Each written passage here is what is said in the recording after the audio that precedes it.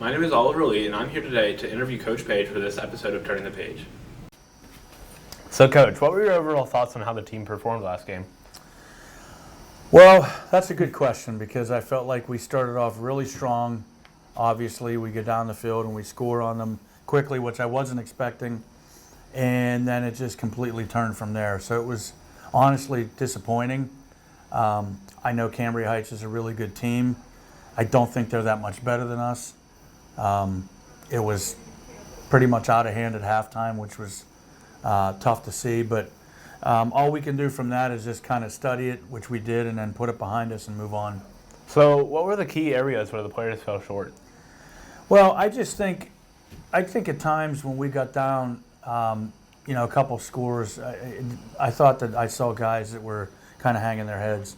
And you have to have confidence that you can come back. We came back a couple times this year, specifically early on against United, which was a 9-0 deficit. And at one point when it's 20-7, you have to make a move, and we didn't do that. So I was just kind of disappointed with how we responded overall. So after that rough loss last week, how's the overall mood of the team?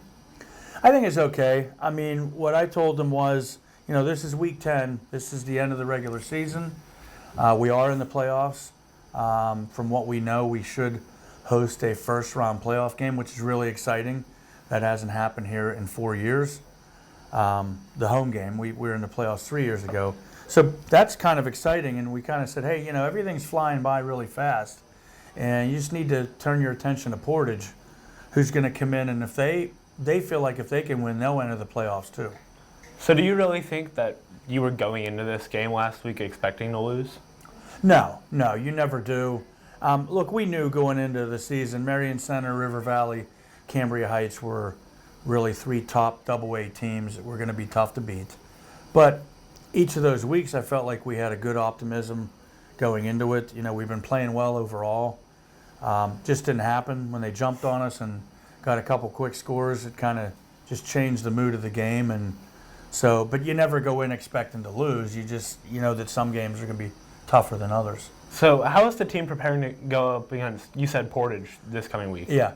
Portage has run the same offense for many, many years, and they're consistent with it. So it's called the wing T, and they do some things really well. They have a big line. I mean, some really big kids, and they have some athletic kids too. So, we have to prepare for things that they do very, very well that we only see maybe once or twice a year. So that's why the preparation this week is so important. So do you think there will be any changes to the lineup or the scheme going into this game because they have many big players?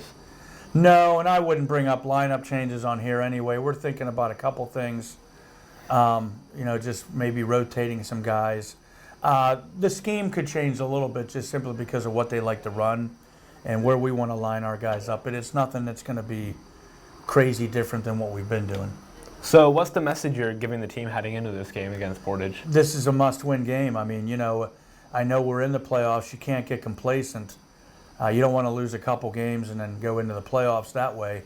So, and it's senior night. I mean, I told our seniors, this is a special time. Even though they probably will get one more home game on that field due to the playoffs, this has been designated senior night, so that's an important thing for them and their parents and families. I want them to go out on a winning note. Thank you. Thank you, guys. Thank you for tuning in. We'll see you next week.